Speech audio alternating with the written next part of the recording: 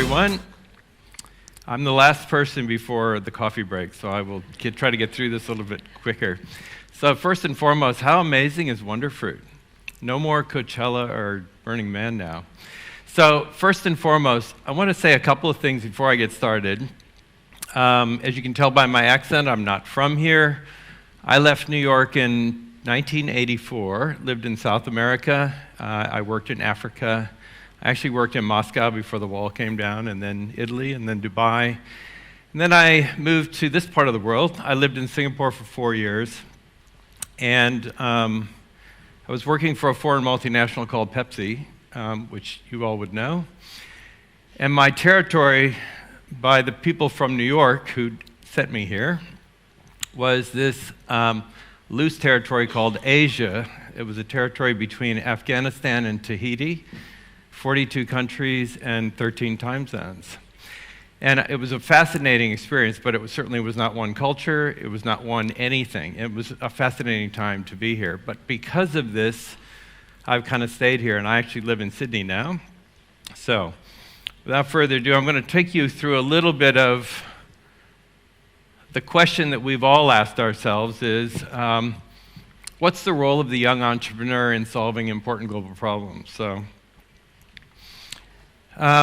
we got a lot of problems in the world, and I know we've been very upbeat today, but all these problems are generally created by man and created by the marketplaces and the systems that we've created in the world. And I could go through a whole range of things. The greatest thing yesterday was Elon Musk and Jack Ma saying that we now have a population collapse problem. So you name it, we're dealing with a tons of problems in the world today. And you could go one step further and say corporations are probably not best positioned or best set up to solve these problems. I can walk through a number of kind of failures of companies that haven't worked, and I'm going to try to dissect why these problems are not being solved and why do young entrepreneurs have the greatest chance of solving them right now. So I am a thermodynamic engineer, a data scientist, a winemaker, a father, and now a venture catalyst. And I'm going to explain a little bit about what I'm doing now. But in 1985, this was part of my territory, because I was a thermodynamic engineer and I could design water treatment facilities. I got the chance to build a refugee camp in Peshawar, Pakistan, as refugees were fleeing Afghanistan through the Khyber Pass. And it was a very famous picture taken that you probably have seen on National Geographic for many years, was taken inside that refugee camp. It was a fascinating experience, and I got my first taste of what real disruption was and what it meant for the world. I've lived an incredibly privileged life. I have 6 kids. As of 3 months ago, I'm now a grandfather. My kids have all, because they've grown up with an incredibly manic entrepreneurial father, have all become entrepreneurs themselves. Whether they like it or not, they ended up that way. And they came to me and asked me a number of fundamental questions about the ecosystem and what was right about it, what was wrong about it, but they didn't think the ecosystem worked well. We set out to, and because of that, I should take you a little bit of my journey. This is me when I was a lot thinner and a lot younger in 1987 in Peshawar, being welcomed because I was selling Pepsi, of all silly things. In 2015, I was invited back during a pretty brutal election to be the presenter at the Academy Awards in Pakistan, which was a fascinating experience. I don't know why I was invited. A very famous Pakistani actress was my co-host. I think she's in jail right now for money laundering, but she's an amazing woman, and if anybody's here from Pakistan. I have an incredible network because I've lived everywhere. And not just a social media network, but a network of people all over the world, because I've had this, absolutely wonderful opportunity to live all over the world. I've lived outside the U.S. a lot longer than I've lived in it. And no, I am not a Trump fan. So I want to take you through, you've heard a lot of things, a lot of people talking about what's going on in the world and what's causing the changes, the disruption. And if we don't understand what's causing the change and the disruption, it's kind of hard to set out and solve a lot of problems. So I tried to take a stab at what I think was happening in the world, and I'll start here. That every 70 to 100 years, science and technology drives a huge cost inflection point that transforms the world. During the industrial age, we figured out a way to harness power, and the cost and collapse in harnessing power. The consequences were that business structures changed between an agrarian economy and an industrial economy, from a farm to a factory. Structures changed from family structure to bureaucracy, and core competencies changed. And every time core competencies change, it probably doesn't surprise you, you've got to reskill the planet or the population for this new era. The next fundamental change in the world came in the form of the information revolution. And a lot of people refer to Moore's Law, but you could say the collapse of the cost of harnessing and processing data. And what that drove was a move to a corporation, more command and control structures, and drivers, translators, and workers as the kind of the roles that came out of that.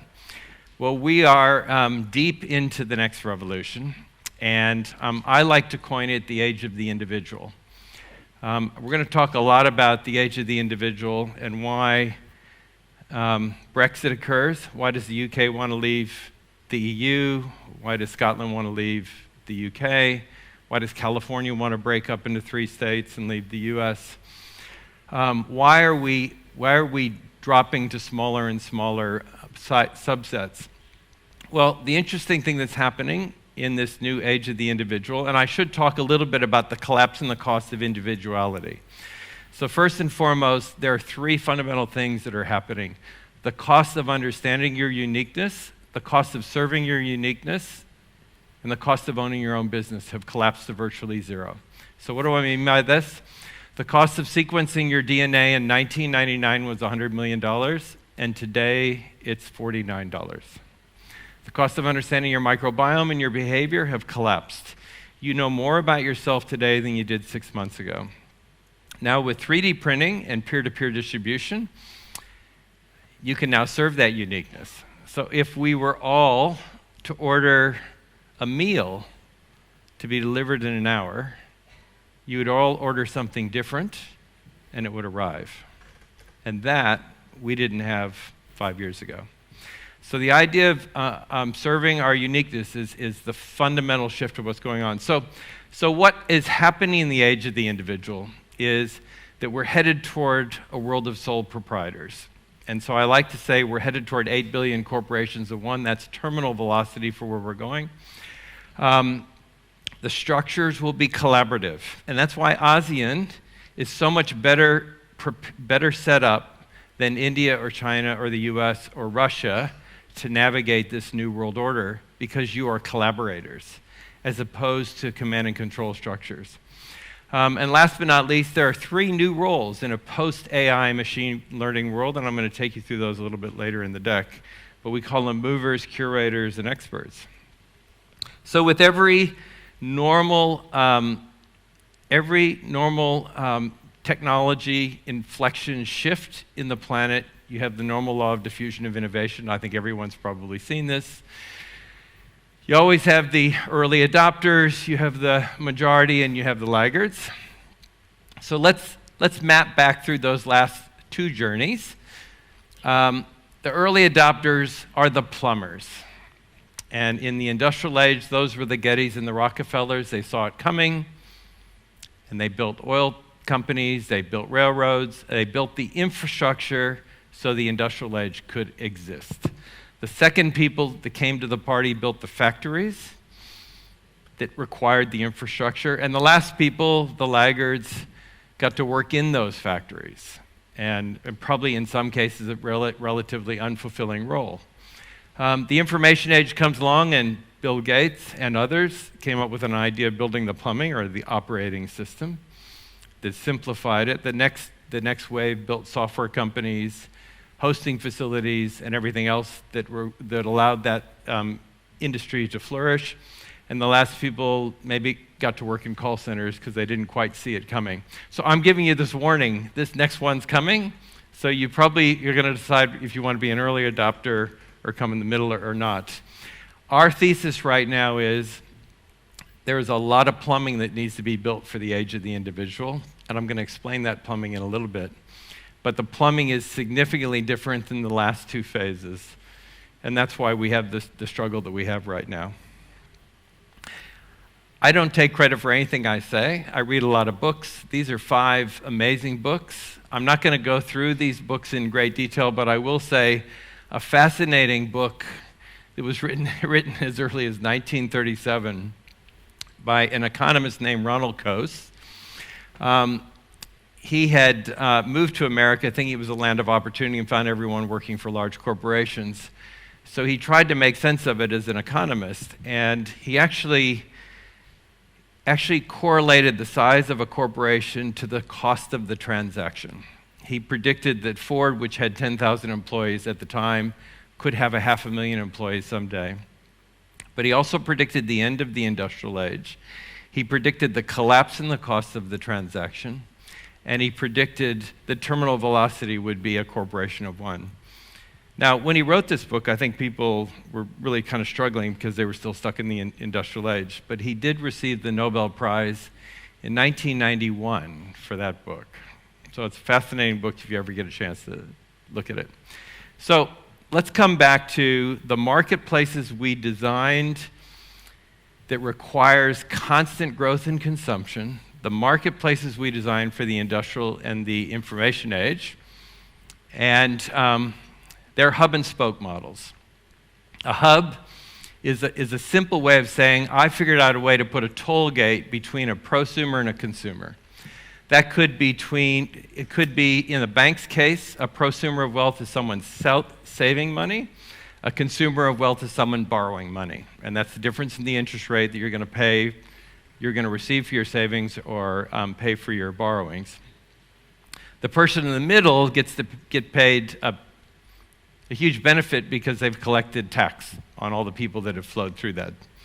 Now, the problem with this model is a couple of things. This model relies on consumers and prosumers not trusting each other and having to go through someone they do trust. But now that we've talked about blockchain and distributed ledger technology, we are starting to trust each other, and we may not need that hub anymore.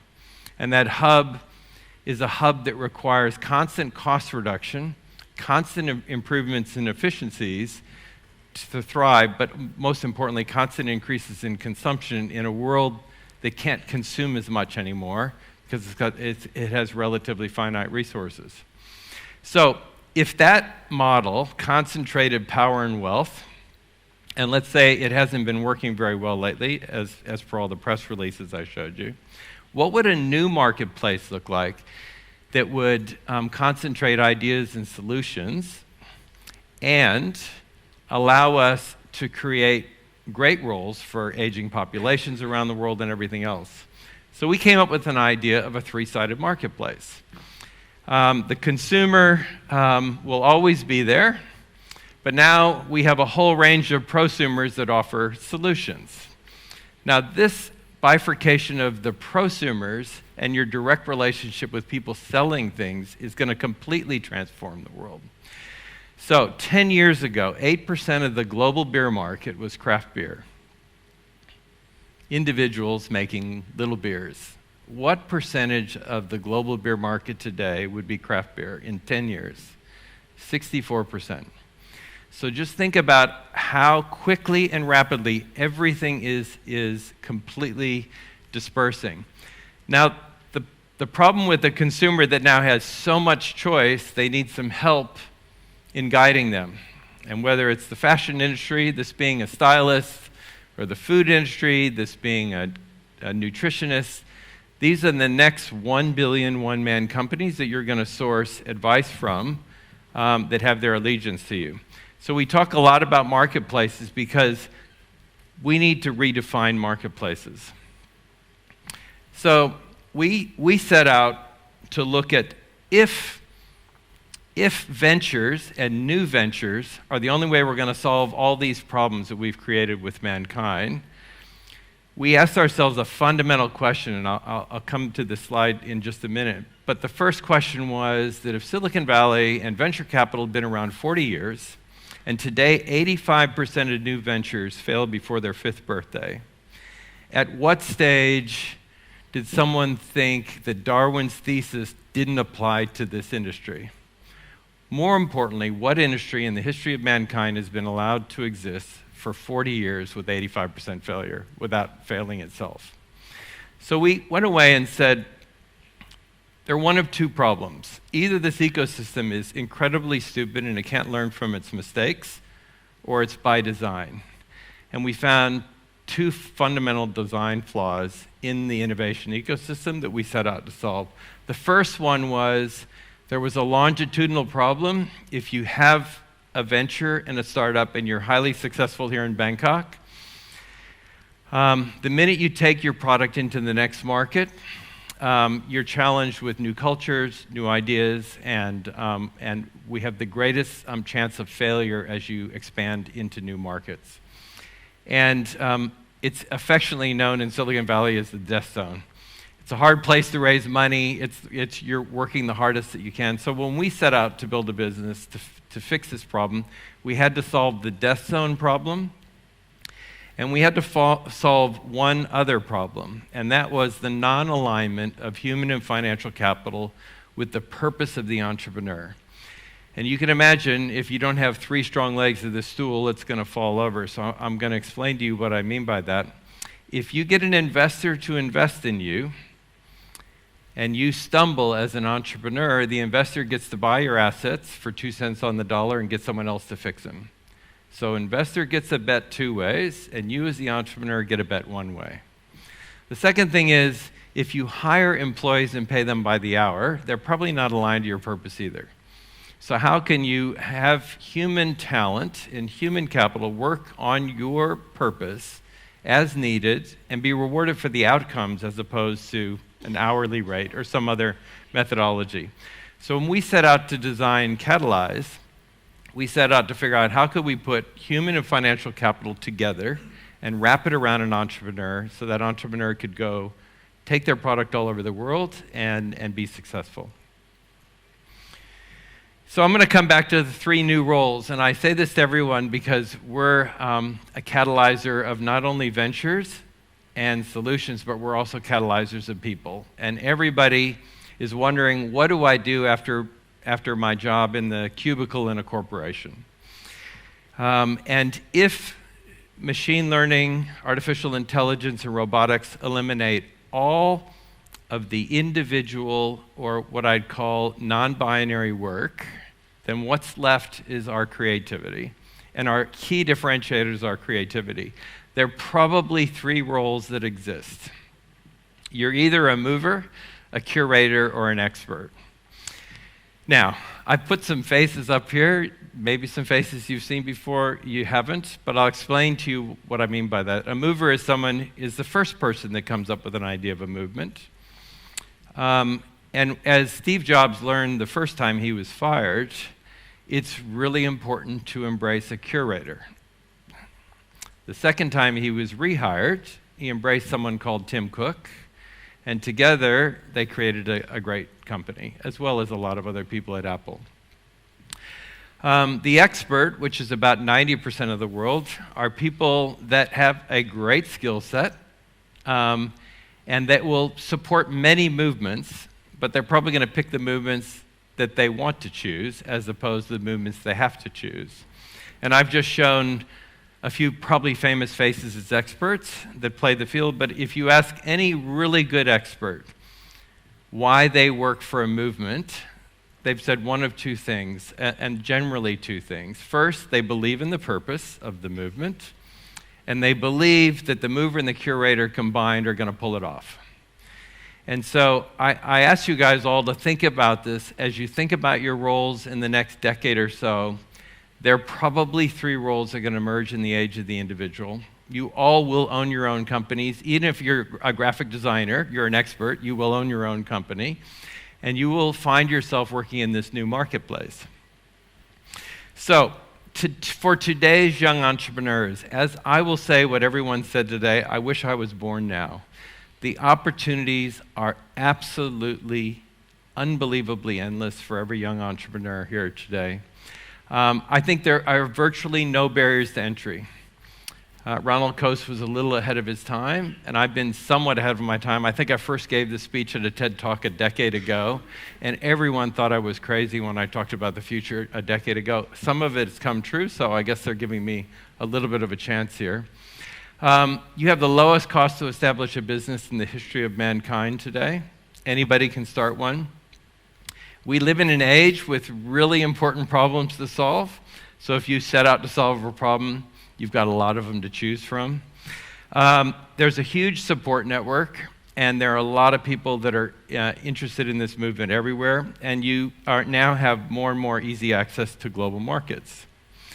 So people ask me the question. We get 1,800 ventures and purposes applied to our program every year. We're in 36 cities. We're in all continents. We ask them a couple of questions. What problem are you solving? And I can tell you right now, 60% of entrepreneurs that have applied cannot clearly articulate the problem they're solving. They can tell me the solution. They can tell me how many colors and spinning wheels in their app, but they can't tell me the problem they're solving. And I would encourage all of you to go away and think about the problem you're solving. The second question is it a problem we're solving?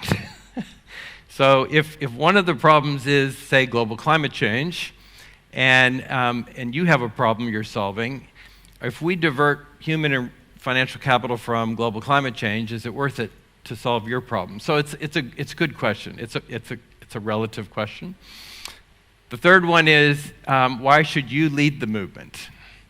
Not that you have to look like Oprah Winfrey or do whatever you do, but are you the right person to lead the movement? And that's probably more of a self-awareness question. What's unique about your solution? How do you define success? And what do you believe is required for success? So I ask these questions. We help people navigate this. We help people and ventures go on this journey, and I'm not going to read this out, but we have a presence in ASEAN right now. We're currently in Bangkok. We haven't officially launched here, but we have a team that we're establishing here, but we'd love to grow our team here in Bangkok. We're also in KL and Singapore, and I'm going to Jakarta right after this, and Ho Chi Minh and Hanoi. I just came from speaking at the Hanoi Innovation Summit on Friday last week. We're always looking for great people, so if you are interested in your next move, we'd love to have a chance to talk to you. We're currently a team of over 180 people in 36 cities in all continents and have a lofty ambition in the next 2 years to be 1,000 people in 100 cities. We are focusing on new marketplaces in a whole range of industries right now. We're regulating those marketplaces, and we're working across tech, biotech, a whole range of other areas. And we have a really unique, interesting process of how we take people through it, which I'm not going to explain to you in great detail. But without further ado, that's all I have to say. Thank you guys very much.